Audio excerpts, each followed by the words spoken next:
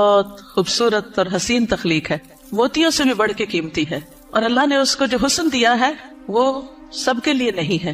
ہمارا حسن سب کے لیے نہیں ہے، ہر ایک کے لیے نہیں ہے. اللہ نے ہمیں جس کے لیے پیدا کیا ہے، جس کے لیے بنایا ہے، یہ اسی کا حق ہے. آپ دیکھیے کہ بچپن سے ہی ایک چھوٹی سی بچی کو بھی جو شوق ہوتا ہے وہ کس چیز کا ہوتا ہے؟ سجنے، بننے، سورنے کا. چھوٹے چھوٹے بچے ماؤں کی لپسٹکس کا کیا حال کرتے ہیں، صرف اپنے اوپر نہیں لگاتے، دیواروں میں بھی لگا دیتے ہیں. اور اسی طرح قرآن مجید میں بھی آتا ہے افمن ينشأ في الحلیۃ، کیا وہ جو زیورات میں پالی جاتی. تو سجنا، بننا، اچھا کپڑا، اچھا لباس، اچھا زیور، یہ عورت کی کمزوری ہوتی. ہر عورت کو کسی نہ کسی درجے میں تھوڑا یا زیادہ پسند ہوتا ہے. اگر روزانہ اپنی زیب و زینت کا اہتمام نہ کرے تو خاص خاص مواقع پر ضرور کرتی. اور پھر اس میں بعض اوقات یہ ہوتا ہے کہ صرف زیب و زینت کرنے کا شوق نہیں ہوتا، اس کو نمایاں کرنے کا بھی بہت شوق ہوتا ہے. تو اس صورت میں پھر یہاں ایک امتحان شروع ہو جاتا ہے کہ ہمیں یہ زیب و زینت کس کس کے سامنے ظاہر کرنے کی اجازت ہے اور کس کے سامنے نہیں. تو یہ چھوٹی سی کتاب ہے، اس آیت سے متاثر ہو کر تحریر کر دی گئی. بہت سے لوگ کہتے رہتے ہیں کہ اپنی تفسیر لکھیں، لیکن اس کا تو وقت نہیں. سوچا چلے ایک آیت ہی صحیح، بلغوا انی ولو آیہ. قال اللہ تعالی، اللہ تعالیٰ کا فرمان ہے، جب اللہ تعالیٰ کوئی بات فرماتے ہیں تو پھر کیا کرتے ہیں، کیسے سنتے ہیں؟ بہت دھیان سے، توجہ سے. وقل للمؤمنات، اور مومن عورتوں سے کہہ دیجئے کیا کریں؟ اپنی نگاہیں نیچی رکھیں، یعنی اپنی نگاہوں کی حفاظت کریں، اور اپنی شرم گاہوں کی حفاظت کریں، اور اپنی زینت ظاہر نہ کریں، اپنی خوبصورتی نمایاں نہ کریں سوائے اس کے جو خود ظاہر ہو جائے، اور اپنے سینوں پر اپنی اوڑھنیاں ڈالے رکھیں، اور اپنی زینت ظاہر نہ کریں سوائے اپنے شوہروں کے، یا اپنے باپ کے، یا اپنے شوہروں کے باپ کے، یا اپنے بیٹوں کے، یا اپنے شوہروں کے بیٹوں کے، یا اپنے بھائیوں کے، یا اپنے بھائیوں کے بیٹوں کے، یا اپنی بہنوں کے بیٹوں کے، یا اپنی عورتوں کے، یا اپنے غلاموں کے، یا وہ زیر دست مرد جو کسی اور قسم کی رغبت نہ رکھتے ہوں، یا وہ بچے جو عورتوں کی پوشیدہ باتوں سے ابھی واقف نہ ہوئے ہوں، اور اپنے پاؤں زمین پر مار کر نہ چلیں کہ ان کی پوشیدہ زینت لوگوں کو معلوم ہو جائے. اور اے مومنو، تم سب مل کر اللہ سے توبہ کرو تاکہ تم کامیاب ہو جاؤ. یعنی اس حکم کی کہیں نہ کہیں جو خلاف ورزی ہوتی ہے اس پر توبہ کرو تاکہ کامیاب ہو سکو. اس سے پتہ یہ چلتا ہے کہ اگر اس حکم کی خلاف ورزی کی گئی تو کہیں ایسا نہ ہو کہ کامیابی مخدوش ہو جائے. تو ارشاد ہے وَقُلْ لِلْمُؤْمِنَاتِ، اور مومن عورتوں سے کہہ دیجئے. پیج 3. مومنات کون ہوتی ہیں؟ جو ایمان لانے والیاں ہیں، اللہ اور اس کے رسول محمد صلی اللہ علیہ وسلم کا حکم دل سے مان لینے والیاں، ماننے کے بعد ان احکامات پر عمل کرنے والیاں، اللہ سے اپنی محبت کے دعوے کو سچ کر دکھانے والیاں. اللہ تعالیٰ کا ارشاد ہے بے شک مسلمان مرد اور مسلمان عورتیں، اور مومن مرد اور مومن عورتیں، اور فرما بردار مرد اور فرما بردار عورتیں، اور سچے مرد اور سچی عورتیں، اور صبر کرنے والے مرد اور صبر کرنے والی عورتیں، اور عاجزی اختیار کرنے والے مرد اور عاجزی اختیار کرنے والی عورتیں، اور صدقہ کرنے والے مرد اور صدقہ کرنے والی عورتیں، اور روزہ دار مرد اور روزہ دار عورتیں، اور اپنی شرمگاہوں کی حفاظت کرنے والے مرد اور حفاظت کرنے والی عورتیں، اور اللہ کا بہت زیادہ ذکر کرنے والے مرد اور ذکر کرنے والی عورتیں. ان کے لیے اللہ نے مغفرت اور بہت بڑا اجر تیار کر رکھا ہے. اللہ کی بخشش اور بڑا اجر کس کے لیے ہے؟ ان صفات کے حامل مومن مردوں اور عورتوں کے لیے. تو ارشاد ہے وَقُلْ لِلْمُؤْمِنَاتِ، کیا ارشاد؟ پیج 4. يَغْضُضْنَ مِنْ أَبْصَارِهِنَّ، کہ وہ اپنی نگاہیں نیچی رکھیں. کیا مطلب ہے اس کا؟ کہ حرام چیزوں پر نگاہ نہ ڈالیں، نامحرم مردوں کو نگاہ بھر کے نہ دیکھیں، اچانک نظر پڑ جائے تو نظر پھیر لیں، شہوت کی نظر سے نہ دیکھیں، کسی مرد یا کسی عورت کا سطر نہ دیکھیں، یعنی جو حصے چھپا کے رکھنے کے قابل ہیں، فحش تصاویر اور فحش مناظر نہ دیکھیں، ادھر ادھر تاک جھانک نہ کریں. نبی صلی اللہ علیہ وسلم نے فرمایا زنا العین النظر، نظر بازی آنکھوں کا زنا ہے. نبی کریم صلی اللہ علیہ وسلم نے فرمایا تم اپنی طرف سے مجھے 6 چیزوں کی ضمانت دو، میں تمہیں جنت کی ضمانت دوں گا. جب بات کرو تو سچ بولو، جب وعدہ کرو تو پورا کرو، جب تمہارے پاس امانت رکھی جائے تو ادا کرو، اپنی شرمگاہوں کی حفاظت کرو، اپنی نگاہوں کو نیچا رکھو اور اپنے ہاتھوں کو روک کے رکھو. تو یہ حکم ہے نگاہیں نیچی رکھنے کا. پھر آیت کے اگلے حصے میں فرمایا وَيَحْفَظْنَ فُرُوجَهُنَّ، اور وہ اپنی شرمگاہوں کی حفاظت کریں، یعنی جسم کے قابل سطر حصے چھپا کر رکھیں. باریک اور تنگ لباس خصوصاً چست پاجامے سطر ڈھانپنے کے تقاضے پورے نہیں کرتے. زنا، بدکاری اور فحاشی سے بچیں، بلا ضرورت اپنے جسم کا کوئی حصہ نہ کھولیں، ہم جنس پرستی سے دور رہیں، جانوروں یا مصنوعی آلات سے جنسی خواہش پوری نہ کریں۔ پھر فرمایا وَلَا يُبْدِينَ زِينَتَهُنَّ، اور اپنی زینت ظاہر نہ کریں، یعنی جسمانی ساخت اور شکل و صورت کی خوبصورتی کو نمایاں نہ کریں۔ زینت میں دونوں چیزیں آ جاتی ہیں، جسم کا فگر بھی اور شکل و صورت کی خوبصورتی بھی۔ پھر مصنوعی اور آرائشی زینت جیسے زیور، لباس یا میک اپ وغیرہ چھپا کر رکھیں، نان محرم سے۔ باریک لباس نہ پہنیں، گھر سے نکلتے وقت تیز خوشبو نہ لگائیں، کیونکہ وہ بھی زینت کا حصہ ہے۔ رسول اللہ صلی اللہ علیہ وسلم نے فرمایا 2 قسم کے لوگ جہنمی ہیں جنہیں میں نے نہیں دیکھا، وہ لوگ جن کے پاس بیلوں کی دموں کی طرح کے کوڑے ہوں گے جن سے وہ لوگوں کو مارتے ہوں گے، وہ عورتیں جو لباس پہن کر بھی بے لباس ہوں گی، مائل کرنے والیاں، مائل ہونے والیاں، گویا ان کے سر بختی اونٹ کے کوہان کی مانند ہو گئے، یعنی سر خاص طور پر اوپر، سروں کے اوپر مزید بالوں کا جوڑا بنا کے یا اونچے کر کے اس کو اٹھایا ہوا ہو۔ وہ جنت میں داخل نہ ہوگی اور نہ اس کی خوشبو پائے گی، حالانکہ اس کی خوشبو اتنی اور اتنی دور سے آتی ہوگی۔ یہ صحیح مسلم کی روایت ہے۔ پھر فرمایا الا ما ظاہر منہا، سوائے اس کے جو اس میں سے ظاہر ہو جائے، وہ زینت جو خود بخود ظاہر ہو جائے، نہ کہ ظاہر کی جائے، مثلا چادر کا ہوا میں اڑ جانا اور زینت کا کھل جانا، وہ زینت جس کو چھپانا ممکن نہ ہو، جیسے چادر، گاؤن یا اسکارف وغیرہ۔ جسمانی ساخت میں سے دراز قد یا متناسب جسم ہونا، اس میں بھی ایک اٹریکشن ہوتی ہے، اب یہ چھپائی نہیں جا سکتی۔ سیدنا ابن مسعود اس کی تفسیر میں فرماتے ہیں کالرداء والثیاب، جیسے چادر اور کپڑے، چادر جو اوپر کی چادر یا گاؤن وغیرہ ہوتا ہے، یا جو کپڑے نیچے سے نظر آ جاتے ہیں۔ یاد رہے زینت ظاہر ہونے اور زینت ظاہر کرنے میں فرق ہے، ایک وہ ہے جو آپ خود کھول دیتے ہیں اور ایک وہ ہے جو اتفاق سے ہو جاتی ہے۔ پھر فرمایا وَلْيَضْرِبْنَ بِخُمُرِهِنَّ عَلَى جُيُوبِهِنَّ، اور وہ اپنی اوڑھنیاں اپنے سینوں پہ ڈالے رکھیں۔ خمار یعنی سر کے کپڑے یا دوپٹے سے خواتین سر، بال، کان، گردن اور سینہ ڈھانپ کر رکھیں، کیونکہ کچھ خواتین جب اسکارف پہنتی ہے تو اس کو اتنا زیادہ اس ڈرولر کی طرح لپیٹنا شروع کر دیتی ہے کہ وہ بعض اوقات تو گلے کا کچھ حصہ بھی نظر آ رہا ہوتا ہے اور سینہ تو پورا کھل جاتا ہے۔ بعض ایک پلو اوپر کر کے نقاب بنا لیتی ہے، ان کا آدھا سینہ نظر آ رہا ہوتا ہے، یعنی آدھا ڈھانکا ہوا ہوتا ہے، آدھا نمایاں ہوتا ہے، وہ اور زیادہ اٹریکٹیو ہو جاتا ہے، زیادہ توجہ کھینچنے لگتا ہے۔ تو اس لیے اللہ کا حکم ہے کہ عورت اپنے سینے کے حسن کو چھپا کر رکھے مردوں سے، کیونکہ یہ مرد کے لیے ایک فتنہ بن جاتا ہے۔ باریک دوپٹہ جس میں سے بال اور گردن جھلک رہے ہو وہ نہ اوڑھیں۔ زمانہ جاہلیت میں عورتیں پردے کا اہتمام نہیں کرتی تھی، بلکہ جب کوئی عورت مردوں کے پاس سے گزرتی تو اپنے سینے کو کھول کے گزرتی۔ بسا اوقات وہ اپنی گردن، بالوں کی مینڈیاں اور کانوں کی بالیاں تک ننگا کر لیتی تھی۔ کیا گردن، بالوں کی مینڈیاں اور کانوں کی بالیاں، ان کو نکال لیتی تھی۔ اب بھی آپ نے دیکھا ہوگا بعض اسکارف اس طرح پہنتے کہ کانوں کا زیور باہر لٹک رہا ہوتا ہے۔ لہٰذا اللہ تعالیٰ نے مومن عورتوں کو حکم دیا کہ وہ ایسے مواقع پر پردے کا اہتمام کریں۔ سیدہ عائشہ فرمایا کرتی تھی جب یہ آیت نازل ہوئی وَلْيَضْرِبْنَ بِخُمُرِهِنَّ عَلَى جُيُوبِهِنَّ، تو ان سب نے اپنے تہ بندوں کو کناروں سے پھاڑ کر ان کی اوڑھنیاں بنا لی، یعنی جو نیچے تہ بند ہوتا ہے نا، جو نیچے پہنتے ہیں شلوار کی طرح، تو انہوں نے کیا کیا کہ اور اگر کپڑا نہیں ملا سر کا اس طرح چادر بنانے والا، تو انہوں نے انہیں کو ہی ذرا صحیح کر کے، یعنی اس کے کنارے وغیرہ کاٹ کے اس کو چادر کی شکل دے دی۔ پھر فرمایا وَلَا يُبْدِينَ زِينَتَهُنَّ إِلَّا، اور وہ اپنی زینت ظاہر نہ کرے مگر اپنے شوہروں کے لیے۔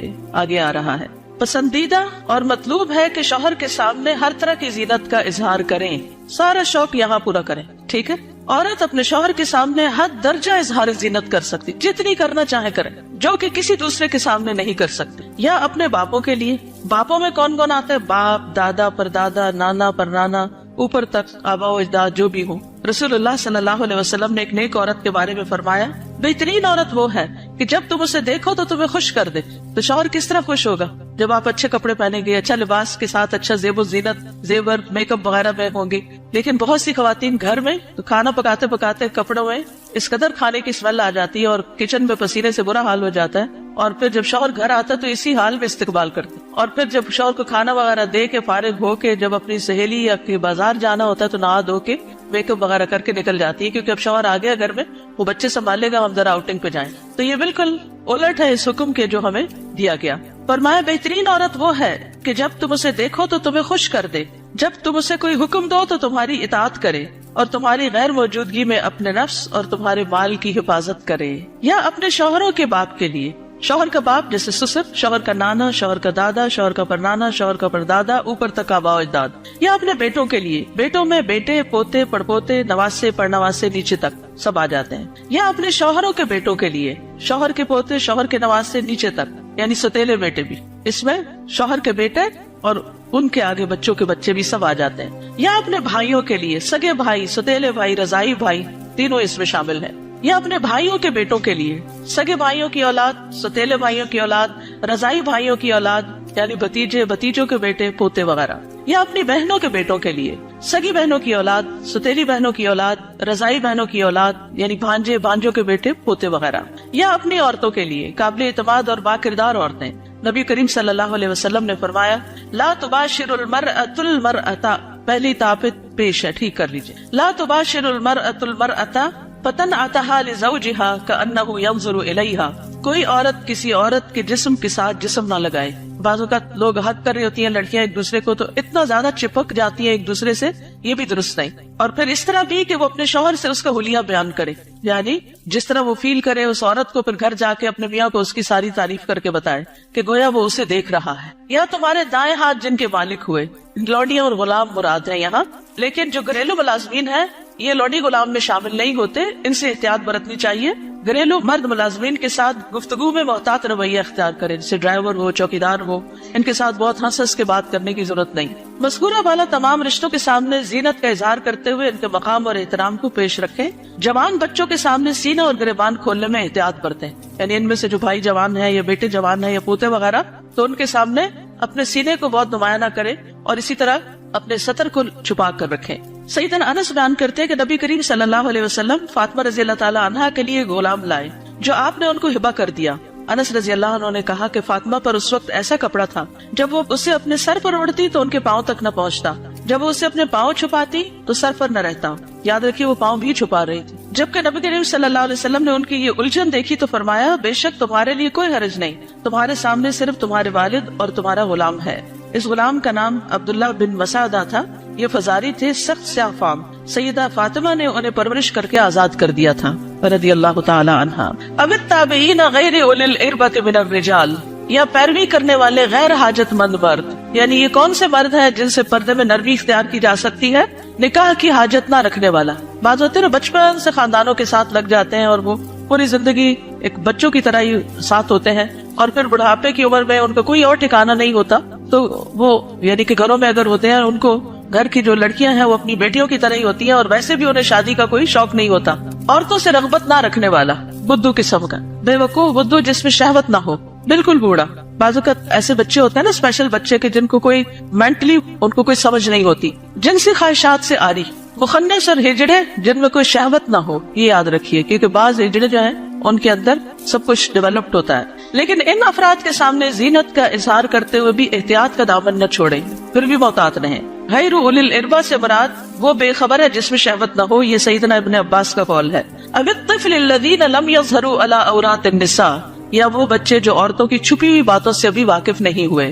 نابالغ بچے جن کا جنسی شعور بیدار نہ ہوا ہو، جو کم عمری کی وجہ سے عورتوں کے حالات اور مخصوص اوصاف سے واقف نہ ہو، جن کو کوئی سمجھ نہ ہو پیریڈز کیا ہوتے ہیں، اور یعنی ابھی ان کی عورتوں سے متعلق جو خاص باتیں ان کو سمجھنا ہو. ابن کثیر کہتے ہیں جب بچہ بالغ ہو یا بلوغت کے قریب ہو اور ان چیزوں کو جانتا پہچانتا ہو، بدصورت اور خوبصورت عورت میں تمیز کر سکتا ہو، یعنی جس دن بچہ کہ نا ماما وہ بہت خوبصورت ہے، تو اسے عورتوں کے پاس نہ آنے دیا جائے. یہ ابن کثیر کی تفسیر ہے. کسی خاص عمر کی یہاں قید نہیں، بچے کی سمجھ کے مطابق احتیاط سے کام لیتے ہوئے زینت کا اظہار کریں. لیکن افسوس ہوتا ہے ان خواتین پر جو اچھے بھلے جوان لڑکوں کو گلے لگا لیتی ہیں، یا ان کے سر پہ ہاتھ پھیرنے لگتی ہیں، یا ہاتھ ملانا شروع کر دیتی ہیں. یہ بھی اس حکم کے منافی ہے، چاہے بچپن سے اس بچے کو آپ نے پالا ہی کیوں نہ ہو. وَلَا يَضْرِبْنَ بِأَرْجُلِهِنَّ لِيُعْلَمَ مَا يُخْفِينَ مِنْ زِينَتِهِنَّ، اور وہ اپنے پاؤں مارتی ہوئی نہ چلیں کہ جو وہ اپنی زینت میں سے چھپاتی ہیں اس کو جان لیا جائے. یعنی مردوں کو متوجہ کرنے والی چال نہ چلیں، یعنی چلتے ہوئے بھی ایک وقار کا خیال رکھیں. جھنکار والی پازیب نہ پہنے، یعنی پاؤں کا زیور ایسا کہ جو چن چن کرے اور بازار میں دوسروں کو متوجہ کرے وہ نہیں پہنے، باہر گھر میں پہن سکتے ہیں. آواز پیدا کرنے والا جوتا استعمال نہ کرے، یعنی جسے بہت ہائی ہیل پہن کے پھر وہ ٹک ٹک ٹک سے سب متوجہ ہو جاتے ہیں، اس سے بھی بچیں. تیز خوشبو استعمال نہ کریں.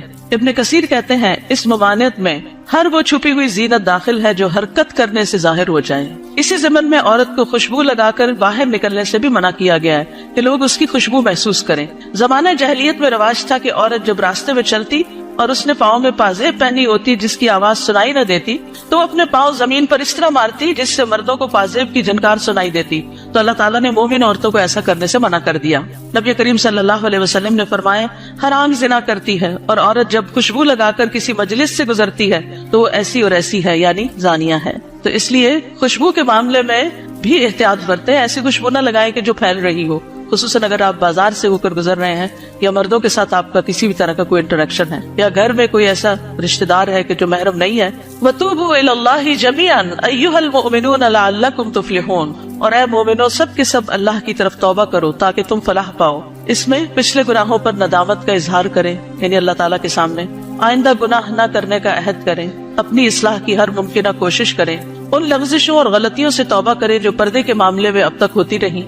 آئندہ زندگی کے لیے اپنے طرز عمل کی اصلاح ان ہدایات کے مطابق کر لیں جو اللہ اور اس کے رسول صلی اللہ علیہ وسلم نے دی ہیں. اللہ تعالیٰ کا ارشاد ہے وَهُوَ الَّذِي يَقْبَلُ التَّوْبَةَ عَنْ عِبَادِهِ وَيَعْفُو عَنِ السَّيِّئَاتِ وَيَعْلَمُ مَا تَفْعَلُونَ. اور وہی ہے جو اپنے بندوں کی توبہ قبول کرتا ہے اور ان سے درگزر فرماتا ہے اور وہ جانتا ہے جو تم عمل کرتے ہو.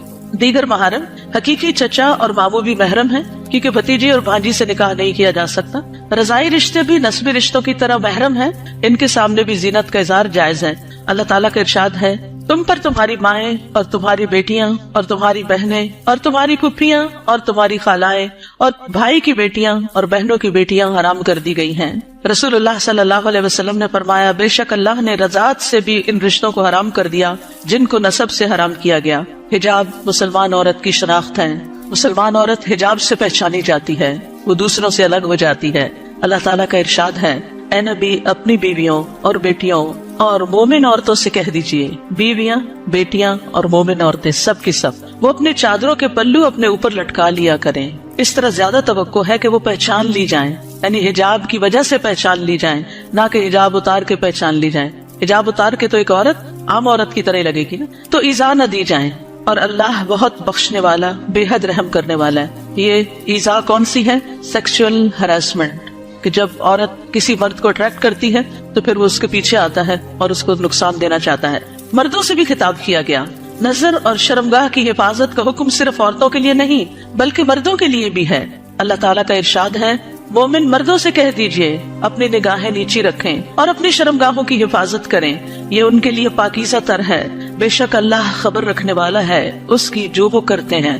یعنی اللہ سبحانہ وتعالیٰ کو سب پتا ہے کہ وہ نگاہیں نیچی رکھتے ہیں یا نہیں رکھتے. سیدنا جریر بن عبداللہ سے روایت ہے، وہ کہتے ہیں میں نے رسول اللہ صلی اللہ علیہ وسلم سے اچانک نظر پڑ جانے کے بارے میں سوال کیا تو آپ صلی اللہ علیہ وسلم نے مجھے حکم دیا کہ میں اپنی نظر پھیر لوں، یعنی اگر کسی عورت پر نظر پڑ جائے تو پھر اس کو دوسری طرف پھیر لوں. نظر کی حفاظت دراصل شرمگاہ کی حفاظت ہے. جس نے اپنی نظر کو آزاد چھوڑ دیا اس نے اسے ہلاکت کے گڑھے میں ڈال دیا، اور نظر ہی عام حادثات کی اصل ہے جو انسان کو پہنچتے ہیں. یہ ابن القیم کا قول ہے. نگاہ نیچی رکھنے کے فوائد کیا ہیں؟ یہ بھی ابن القیم کا قول ہے. محبت کی حقیقت اور اس کے تقاضے کتاب میں دل شہوت سے رک جاتا ہے، دل میں نور پیدا ہو جاتا ہے، علم کے راستے کو شادہ ہو جاتا ہے، دل کو فرحت و خوشی حاصل ہوتی ہے، عقل قوی اور مضبوط ہوتی ہے، دل غم و حسرت سے خلاصی پا لیتا ہے، انسان کی عقل و فراست بڑھتی ہے، دل کو قوت و شجاعت حاصل ہوتی ہے. نگاہ جھکانا جہنم کا دروازہ بند کرنے کا سبب ہے، غفلت کے پردے ہٹتے ہیں. رسول اللہ صلی اللہ علیہ وسلم نے دعا بھی سکھائی. سنن نبی داؤد میں آتی ہے اللہم انی اعوذ بک من شر سمعی ومن شر بصری ومن شر لسانی ومن شر قلبی ومن شر منی. اے اللہ بے شک میں اپنی سماعت کے شر سے، اپنی بصارت کے شر سے، اپنی زبان کے شر سے، اپنے دل کے شر سے اور اپنی شرمگاہ کے شر سے تیری پناہ چاہتا ہوں. اپنا جائزہ لیجئے، کیا یہ احکامات میرے لیے ہیں اور کیا ان پر عمل کرنا ضروری ہے؟ کیا میں اپنی نگاہوں اور سطر کی حفاظت کر رہی ہوں؟ کیا میں اپنے خمار یا دوپٹے کو اپنے سینے پر ڈالتی ہوں؟ کیا میں اپنی زینت کو چھپانے کا اہتمام کرتی ہوں؟ یاد رکھیے ہمارا معاملہ کسی انسان کے ساتھ نہیں، رب العالمین کے ساتھ ہے جو علم بھی رکھتا ہے اور ہر چیز کے بارے میں باخبر بھی ہے. نظر کے بارے میں کچھ اشعار ہیں. کل حوادث مبدأها من النظر، تمام حوادث کی ابتدا نظر سے ہوتی ہے. یعنی جو عشق و عاشقی کے سلسلے چل پڑتے ہیں اور انسانوں کو بعض اوقات انتہائی بیمار کر دیتے ہیں کہ وہ کسی قابل نہیں رہتے، اس کی ابتدا نظر سے ہی ہوتی ہے. وَمُعْظَمُ النَّارِ مُسْتَصْغَرُ الشَّرَرِ، اور چھوٹی چنگاری سے بھی زبردست آگ بھڑک اٹھتی ہے. نظر فابتسامۃ فسلام، پہلے نظر پھر مسکراہٹ پھر سلام. فکلام فموعد فلقاء، پھر بات چیت پھر ملاقات کا وعدہ. اور پھر اس کے بعد اللہ کے حکم کی نافرمانی میں انسان جا پڑتا ہے. اللہ سبحانہ تعالی ہمیں ایمان عطا کرے، حیا عطا کرے، اور اس حکم پر عمل کی توفیق عطا کرے. آخری صفحے پر ہے رسول اللہ صلی اللہ علیہ وسلم نے فرمایا حیا ایمان میں سے ہے اور ایمان جنت میں لے جاتا ہے، جبکہ بے حیائی کوڑا کرکٹ ہے اور کوڑا کرکٹ آگ میں جاتا ہے. یہ کتاب آپ کے لیے تحفہ ہے.